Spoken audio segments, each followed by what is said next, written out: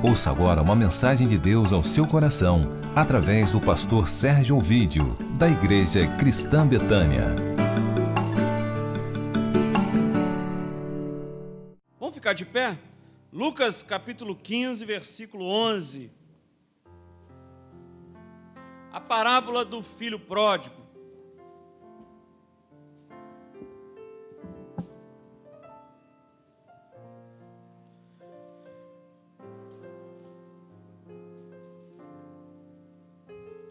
Jesus está fazendo um discurso para publicanos e pecadores, que eles pudessem ouvir o seu texto nesse quadro, e murmuravam os fariseus e os escribas, porque Jesus comia, com esses pecadores, estava à mesa com eles. Então Jesus, nesse quadro, ele profere 3 parábolas: a da ovelha perdida, a da dracma perdida e a do filho pródigo. E vai continuar na administrador infiel. E eu quero me concentrar nessa de Lucas 15, versículo 11, porque Jesus vai inverter a lógica daquilo que nós consideramos como puro, como santo, como temente a Deus. O Senhor está invertendo, porque o discurso aqui é de protesto, porque o discurso é de denúncia, porque você precisa se lembrar de para quem que ele está falando. Ele está falando com os publicanos e com os pecadores, para ouvir, e os fariseus e os escribas estão reclamando. Aí Jesus vai mostrar a quem pertence o reino de Deus. Amém?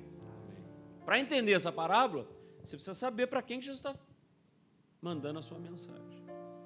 Então vamos ler Lucas 15, 11.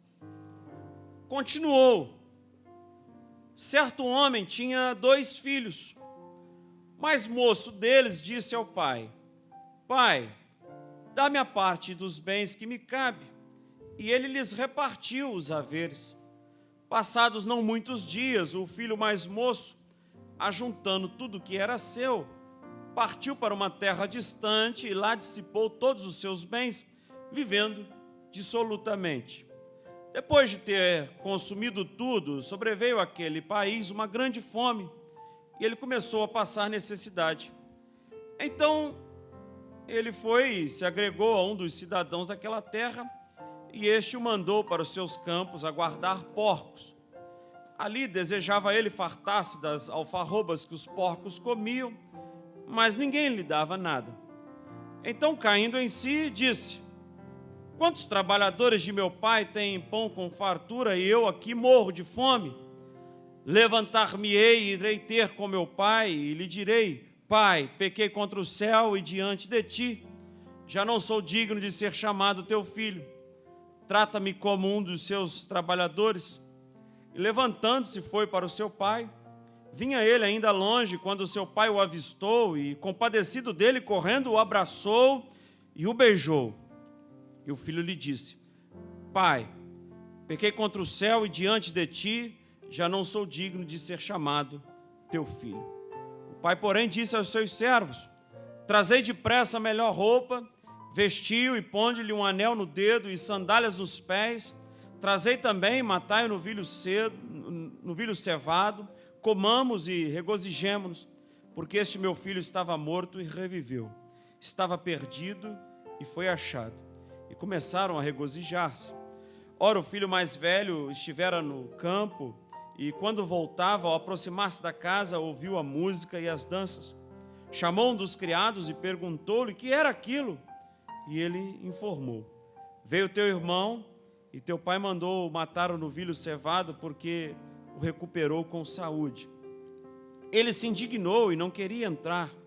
Saindo, porém, o pai procurava conciliá-lo. Mas ele respondeu a seu pai: Há tantos anos que te sirvo sem jamais transgredir uma ordem tua, e nunca me deste um cabrito sequer para alegrar-me com os meus amigos. Vindo, porém, esse teu filho que desperdiçou os teus bens com meretrizes, tu mandaste matar para ele um novilho cevado. Então lhe respondeu o pai: Meu filho, tu sempre estás comigo, tudo que é meu é teu. Entretanto, era preciso que nos regozijássemos e nos alegrássemos, porque esse teu irmão estava morto e reviveu, estava perdido e foi achado. Amém. Sente-se, por gentileza. Essa parábola tem 3 personagens principais: o pai, o filho mais velho, o filho mais novo. A gente geralmente dá o nome da parábola do filho pródigo. E nesse momento eu queria fortalecer o comportamento do pai. Eu quero falar do pai, para depois seguir para o filho mais velho. O filho mais novo não será argumento desse texto, desse sermão, nesse dia. Por quê? Essa história desse filho mais velho e essa parábola, ela não pode se chamar filho pródigo, porque é a parábola do pai misericordioso. Lutero acertou. Esta é a parábola do pai misericordioso, do pai bondoso. Agora, antes de entrar para pregar, as minhas filhas foram mexer em umas caixas que eu tenho de levar ceia. Elas pegaram um negócio umas pastas bonitas, onde estão alguns títulos que eu recebi de bons serviços prestados ao Estado, placas de aço inox, né? De igrejas que eu já passei. Elas estavam mexendo naquilo ali como se fosse um brinquedo delas. E essa é a casa do Pai misericordioso. Isso me trouxe à memória do sermão. E eu pensava, olha como as meninas mexem num negócio que não é para mexer. E eu estou aqui olhando. Elas estão achando que é um brinquedinho. E um negócio, moção de bons serviços prestados. A Prefeitura do Rio de Janeiro, a Câmara Municipal ganhando aqui na Câmara. E elas estão lá brincando, já quase desenhando atrás. Porque é um se sentir bem na casa do Pai.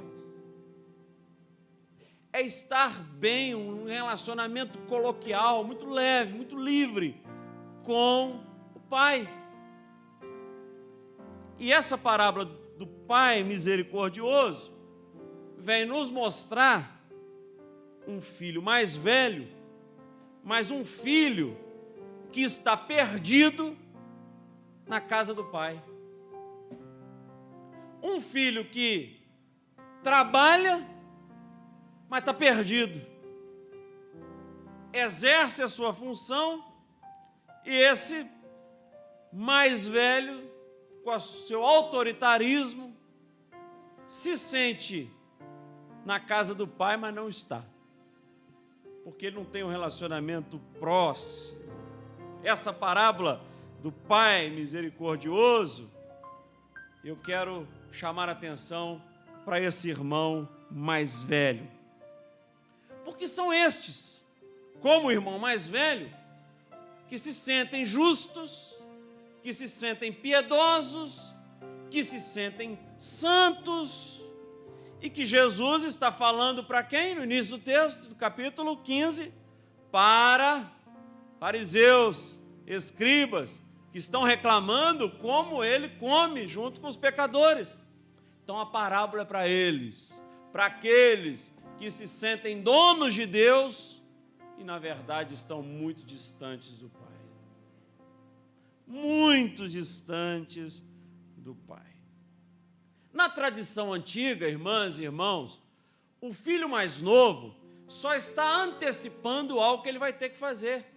Porque é o filho mais velho que permanece. E Jesus está correto na parábola. É o filho mais velho que permanece e o mais novo vai seguir a sua vida. Então o mais novo só está pedindo por antecipação algo que ele vai ter que fazer. E vocês percebam que ele recebe e permanece ainda alguns dias na casa do Pai. E ele resolve depois seguir a sua vida. Eu preciso conduzir a minha história. Eu vou apontar nessa manhã, para você que me ouve pela TV Betânia, como é perigoso estar na casa do pai e não se sentir filho, como esse irmão mais velho. Dentro da igreja, obedecendo às leis, cumprindo os rituais, sendo rígido no horário, né? Sendo mais rígido ainda nas doutrinas, nos dogmas, cumprindo os deveres, e ainda está perdido. É o que o irmão mais velho nos mostra. A gente olha para aquele com estereótipo de santo, né?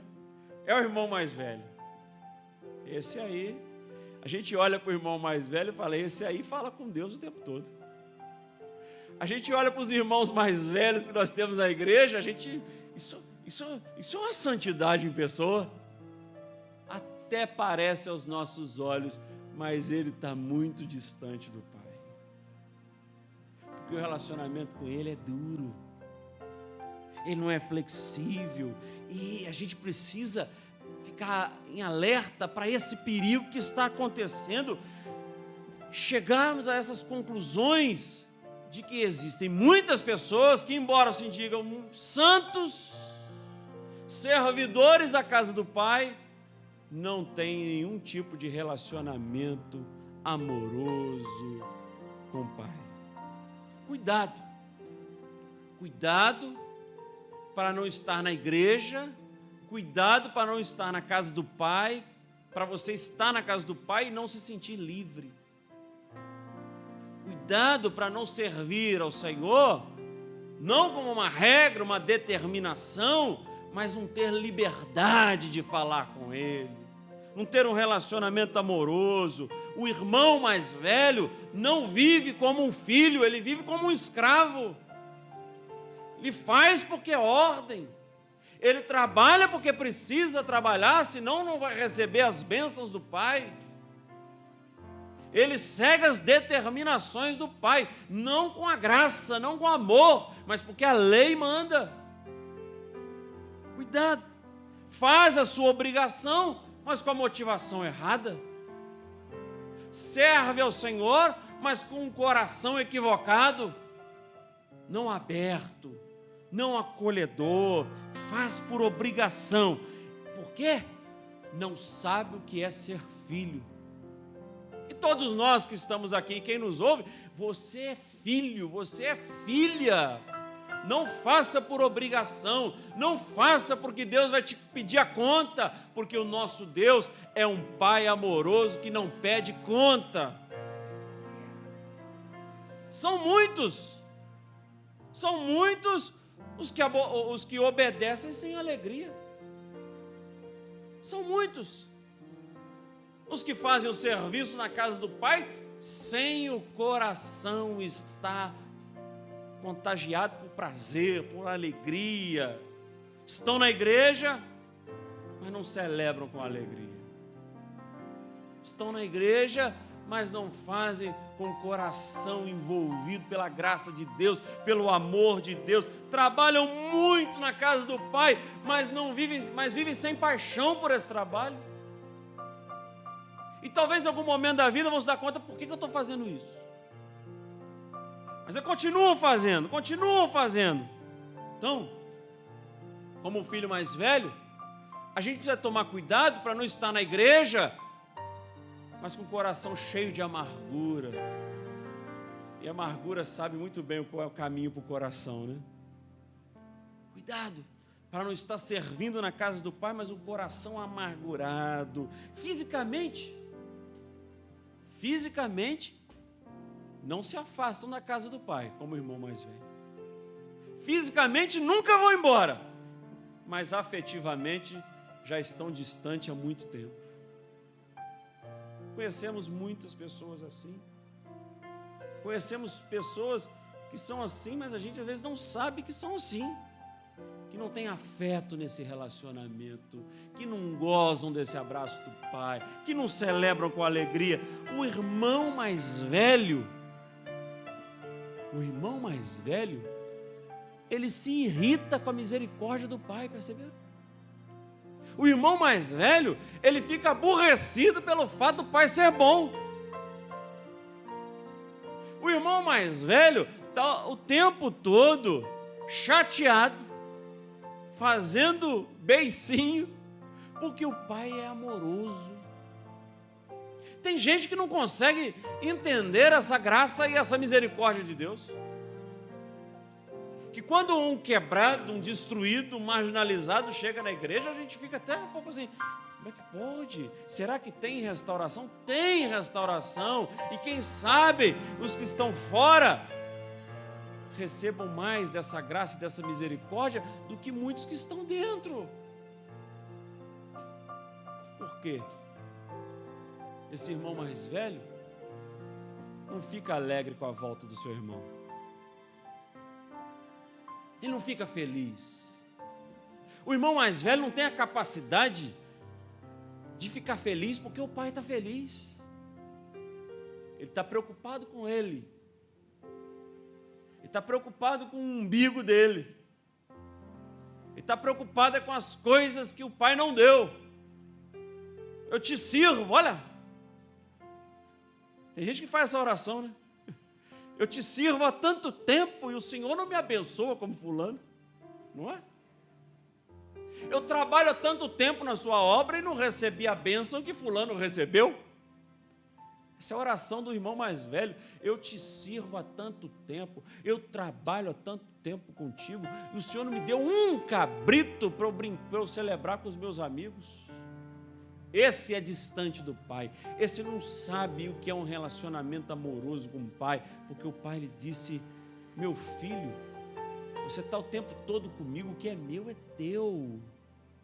A gente precisa ter essa abordagem que tudo que pertence ao pai nos pertence, que tudo que é do pai é nosso e que nós precisamos ter esse relacionamento amoroso com ele.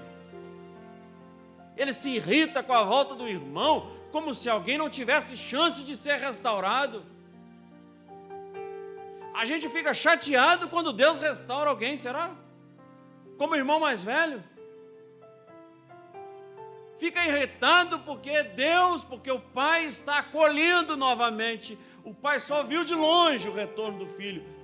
Partiu para encontrá-lo. O pai não esperou chegar em casa, viu de longe e foi acolhê-lo. E olha a cena é linda. O pai se curva, o pai abraça e o pai beija o filho que for embora. Tamanho amor, tamanho a misericórdia. Porque a religião do irmão mais velho não tem tempo para o amor, só gera ódio, só gera desgraça. Precisamos tomar cuidado, pois o pecado do irmão mais novo não era mais grave que o ódio que sentia o seu irmão mais velho. Não era mais grave. Recusou-se a entrar na casa do pai. Vamos lá, seu irmão chegou, seu pai está feliz, vamos celebrar juntos. Recusou-se a entrar na casa do pai, recusou-se a celebrar naquele momento a volta do irmão. As pessoas fechadas em si mesmas, só pensam nas suas coisas, só pensam na agenda que cumprem, só pensam no trabalho que executam e não conseguem alegrar-se com a alegria dos outros. E se não consegue alegrar-se com a alegria dos outros, também não consegue chorar com os outros. Não consegue sentir a dor do outro. E o irmão mais velho ficou o quê? Solitário, ressentido, revoltado, envenenado com o veneno que ele mesmo tomou. E ressentimento é um veneno que a gente toma esperando que o outro morra. Cuidado para não viver na igreja, na presença do Pai, mas andar como um solitário, que andam sem alegria, que andam sem prazer, na casa do Pai, mas sem comunhão com o Pai. É uma comunhão de trabalho, é uma comunhão de cumprir a agenda da igreja, é uma comunhão, é bom estar na igreja, servir ao Senhor, mas não é para cumprir a agenda, não é para assinar a chamada. Pastor Sérgio vai estar aqui na frente fazendo a chamada. Quem veio? Aí você, presente. No final do ano eu vou dar o boletim. Eu vou afixar ali no mural quantas presenças. E mais de 25% de falta é reprovado. Mas qual é a nossa motivação? Nós encontramos aquela pérola que a gente não abre mão por causa do amor, não é por causa da lei, da regra, da ordem. Mora com o pai, mas não usufrui dessas experiências de amor que o pai tem. Muitos estão na igreja, mas sem intimidade com Deus. Ontem na minha obra conversei com um rapaz que vai à igreja, frequenta a igreja, o outro não. Sempre tem assim, um que vai, outro que não vai, de obra. E a gente conversando sobre estar na casa do pai, e chegamos a uma conclusão que tem muitos que estão na igreja, mas não usufruem dessa misericórdia, dessa excelência do amor, porque faz da igreja um clube social. Às vezes o cara é um empresário e está na igreja para fazer contrato com o outro, porque ali tem gente que eu conheço, que eu posso vender o meu produto. Qual é a motivação de estar na casa do Pai? É usufruir desse amor, dessa bondade, dessa misericórdia. Muitos na igreja, mas sem intimidade com Ele. Muitos.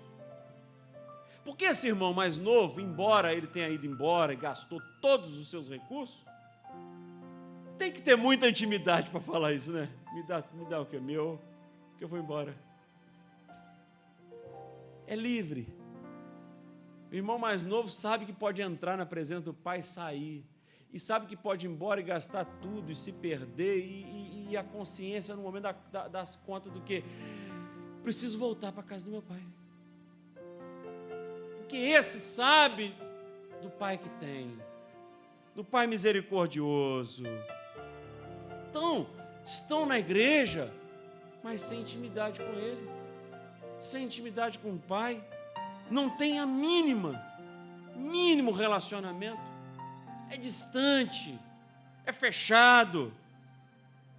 Ponto que eu vou te mostrar como é fechado o relacionamento dele com o pai, como é duro o relacionamento dele com o pai. Ele pergunta para o empregado o que está acontecendo. Ele não entra em casa com liberdade, ele pergunta para o empregado o que está acontecendo na casa do pai. Tem festa lá hoje? Qual o motivo da festa? Porque não desfrutam da alegria da salvação, porque não experimentam as consolações do Espírito Santo, porque não sabem que Deus é amor, é regido por amor, e quando amamos ao Senhor, deleitamos-nos nele, com a sua graça, com a sua presença. Quando andamos com Ele, o nosso coração está cheio de alegria, embora com alguns momentos de tristeza. Servimos a Deus por aquilo que Ele pode nos dar. E essa é a cobrança do irmão mais velho. Eu precisei de um cabrito, o Senhor me deu. Porque ele não sabia que tudo que era do pai era dele. Porque eu num relacionamento frágil, frio. Cuidado para não estar na igreja, para viver na igreja e não se sentir dono do que é do pai. Não se sentir filho. Somos ricos, mas às vezes vivemos numa miséria existencial. Somos ricos da presença de Deus e vivemos numa frustração, numa vida sem sentido, sem significado, porque a gente não usufrui com excelência dessa presença dEle, tendo toda a riqueza do Pai à sua disposição, não sabe viver. Olha, Jesus não precisou de muitas coisas para viver. Era sustentado por algumas mulheres, não tinha lugar para reclinar a sua cabeça. E o Senhor que nós pregamos, o Senhor do Gólgota, o que foi morto, aquele que foi chicoteado, que levou uma lança na sua costela, esse Jesus não tem discurso hoje para ele, porque o discurso é da grandeza, é da riqueza, é da prosperidade. É esquizofrênico ler a vida de Jesus e pregar sobre uma teologia da prosperidade. Porque as duas não tem como se encontrar, não se beijam, né? Não tem ponto de convergência. É o nosso Senhor, que mesmo com essa pobreza toda que viveu, tinha sentido, tinha significado e tinha um relacionamento amoroso com Deus. Vive na igreja, mas não experimenta dos banquetes de Deus. Vive na igreja, mas não experimenta essa alegria de estar aqui, saber que Ele está passeando em nosso meio, que se confraterniza conosco, porque servem a Deus por obrigação. Porque servem a Deus sem alegria no coração. Vivem desprovidos dessa bênção de Deus, de saber que a maior bênção que nós podemos ter é o contato com Ele.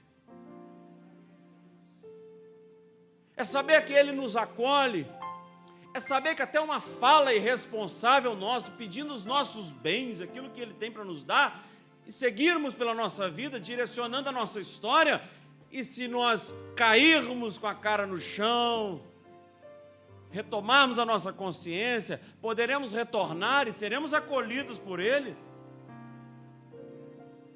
Eles vivem desprovidos dessa bênção de Deus, não porque não as tenham, mas porque não conseguem, não buscam. Porque o negócio é cumprir o ritual. A questão é cumprir a ordem. É o trabalho como escravo. O mesmo pai amoroso, que saiu ao encontro do filho pródigo, olha como ele é amoroso. O mesmo pai que saiu ao encontro do filho pródigo, quando o avistou, foi lá e abraçou, é o mesmo pai que foi falar com o filho revoltado. Por que isso, meu filho? Por quê? Olha, meu filho, tu sempre estás comigo, o que é meu é teu, entretanto era preciso que nós ficássemos felizes e alegres, porque o seu irmão estava morto, reviveu. Venham celebrar conosco. Olha, é o mesmo Pai, é o mesmo amor, só que uns rejeitam, outros não. O mesmo Pai, o primeiro com o coração quebrantado, com o coração quedado, com o coração partido, e o segundo com o coração endurecido. Como é que está o teu coração? Como é que está? Como é que está a sua vida? O filho mais velho tinha algumas virtudes dignas, muito dignas, como dedicado ao trabalho, trabalhador, limpava, passava pano no chão, abria a porta, acendia a luz, trocava a lâmpada, se precisasse. Era um rapaz dedicado ao trabalho, comportamento moral sério, era zeloso. Isso é digno. E não pode deixar de ser falado, mas ele falhou em pontos essenciais. Demonstrou ser uma pessoa com senso de justiça própria. Denunciou abertamente os pecados do irmão. Abertamente falando do irmão, não atentando para os próprios erros. Que ele acha que pecado é uma questão de atos externos, mas mais do que atos externos, pecado é uma questão de atos internos. Jesus não ensinou a identificar o pecado do meu irmão, nunca falou sobre isso. Jesus ensinou a identificar o pecado em mim mesmo, nunca do próximo. Falhou. A sua autojustificação, defende a sua posição, faz acusações aos irmãos, e acusações muito duras, vindo este que desperdiçou tudo. Se revelou uma pessoa orgulhosa, na casa do pai, mas orgulhoso. O seu modo de pensar, o irmão mais velho, a sua maneira de pensar, ele nunca cometera nenhum pecado, né? E alguns estão assim, esse é o maior pecado. achar que nunca cometeu nenhum pecado. Parecia desconhecer que o amor é o maior dos mandamentos. E é um discurso de Jesus para os fariseus, para os escribas: vocês que se acham donos da agenda de Deus, vocês não são nada. Pelo contrário, os publicanos e esses que eu como a mesa com eles é que têm lugar no reino de Deus, vocês não. Como Jonas, esse irmão mais velho, ele fazia o trabalho, mas com a motivação errada. Não demonstrou nenhuma compaixão pelo irmão perdido. Não demonstrou nenhum amor pelo irmão perdido. Sabia que a volta do irmão iria retornar a alegria ao coração de seu pai, mas não se alegrou com o retorno do irmão. Pelo contrário, o acusou. Revelou que o seu coração estava vazio de amor, cheio de ódio. São os escribas, são os fariseus. Um coração indignado que não se pode alegrar-se com os outros. Um coração inquieto, uma pessoa que quer ser o centro de tudo. Esse é o irmão mais velho. Tudo tem que girar em torno dele. Centralizador. Tem que ser o centro. Esse sermão quer nos questionar sobre esse comportamento com o próximo. Como nós o tratamos? Indiscutivelmente, a parábola do pai amoroso é uma parábola que faz algumas perguntas e deixa algumas perguntas no ar e que nós é que vamos respondê-las em casa. Ela não tem fim, já perceberam? Não tem um salvo-conduto, não tem uma afirmação de Jesus. Ela continua, para que você possa respondê-la. O pai que vai ao encontro do filho pródigo, vai ao encontro do filho mais velho, que se fecha na sua autojustificação. Eu sempre estive aqui com o senhor, eu sempre trabalhei muito, o senhor não fez nada por mim. Deus lhe convida para uma comunhão de amor, de misericórdia. Deus não obriga, Deus não determina, Deus faz convite. E nós entramos na festa ou não, celebramos com Ele ou não. Ele dá liberdade ao filho mais novo de partir, como Ele dá liberdade para o filho mais velho de não querer entrar na festa. O mais sério, eu quero te chamar a pensar, o mais sério, quero até ler o que eu escrevi. O irmão mais velho, que vivera sempre dentro de casa, termina do lado de fora. Enquanto pródigo, o arrependido, alcançado pelo perdão, esse sim celebra a festa da reconciliação. A diferença é que o irmão mais novo reconhece o seu pecado, reconhece a sua fragilidade, é uma pessoa quebrada, moída pela vida, e com esses é bom de mexer, porque esses não fazem questão de nada. E o irmão mais velho se fecha. Nós podemos parecer, aos olhos dos que nos veem, das pessoas que você conversa, como pessoas sérias, cumpridores dos deveres religiosos, seguidores de Jesus, talvez para as pessoas que nos veem até exemplos, ou podemos ter uma vida de pecado como o do filho caçula. Contudo, como o filho mais velho, podemos estar muito distantes do Pai, mesmo que nunca tenhamos abandonado a casa do Pai. Mesmo que nunca tenhamos abandonado a casa do Pai. Você pode se identificar com o irmão mais velho, você que me ouve, você pode se identificar com o irmão mais novo, ou achar porque faz as coisas certas, porque cumpre os rituais religiosos, acha que deveria ser melhor recompensado. Não pense dessa maneira. Temos um Deus amoroso, misericordioso, que sonda o nosso coração, que conhece as nossas necessidades, que sabe que aquilo que é bom e aquilo que é ruim para nós. Deus ama a todos de modo singular. Deus ama a todos. Todos. O Henry Nouwen escreveu uma frase que eu concluo o sermão com a frase do Henry Nouwen. No mundo em que constantemente se fazem comparações entre as pessoas, classificando-as como as mais ou menos inteligentes, mais ou menos bonitas, com mais ou menos êxito, não é fácil crer num amor que não faz o mesmo. Não é fácil. O final da parábola fica aberto, mas não pode ficar aberto na sua vida.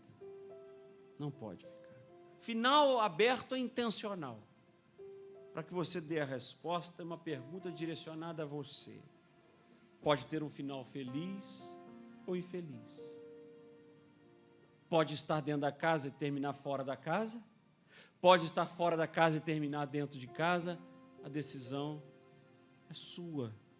Decisão de acolher ou rejeitar o amor de Deus. É sua, é minha. Vamos ficar de pé, por gentileza. Amém. Dá-me um coração igual ao teu, meu mestre.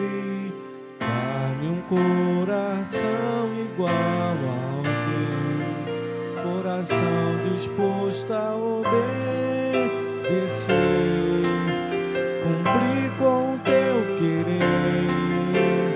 Dá-me um coração igual ao teu.